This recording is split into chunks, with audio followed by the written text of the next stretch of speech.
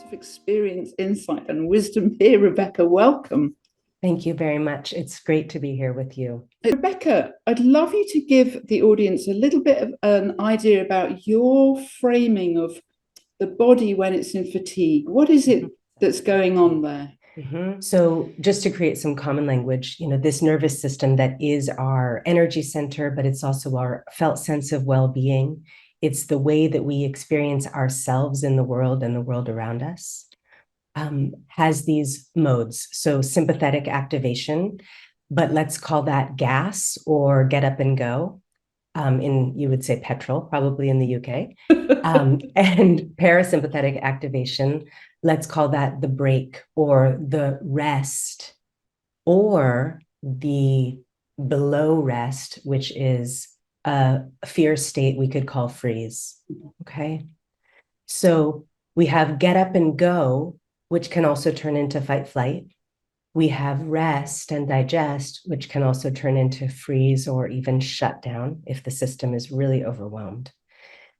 And in the experience of fatigue, I've worked with clients who have all three of the experiences that I'm about to describe. So a person can have, and I think the most common that I've seen in fatigue is simultaneous gas and brake, simultaneous go and stop living inside the system over decades.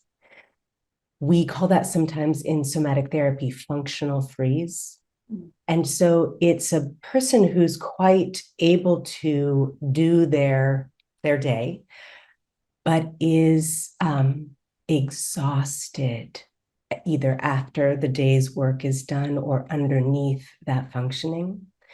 And underneath that exhaustion, there's a tremendous amount of fear and reactivity, or kind of bracing, worrying, clenching. And so with this simultaneous gas break, both systems are depleted to the point where often functional freeze can persist for quite a while in folks, but at some point it gives out and gives way to just freeze, lack of functionality. And I've seen folks that need to rest for most hours of the day. And sometimes that can persist for a few years. Sometimes it persists for 6 months or something like this.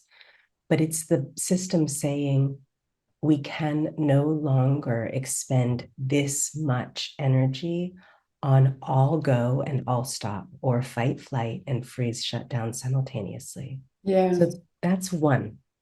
But it's the most common variety in my experience, but there are these two other varieties, which is for a person who had early life experiences that were consistently overwhelming, that were consistently startling to the nervous system or scary. They could be in a prolonged freeze shutdown that can last decades and not feel much get up and go at all, not feel much aliveness, engagement, cognitive functioning, and be in much more of a persistent parasympathetic where there's just very little access to functionality. And so that person would hear my first description and say, I don't have any get up and go at all. So that's likely when the system has had to adapt to such chronic overwhelm that shutting down was the best option, that it was the right thing to do to get through those circumstances. But when that person comes into adulthood and hopefully there's not persistent overwhelm, that survival strategy is no longer helpful. And so that fatigue is interrupting their life instead of saving their life.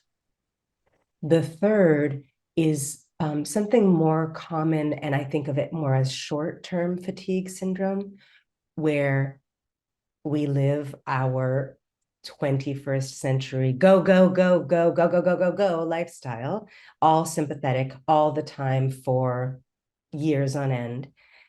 And we just run out.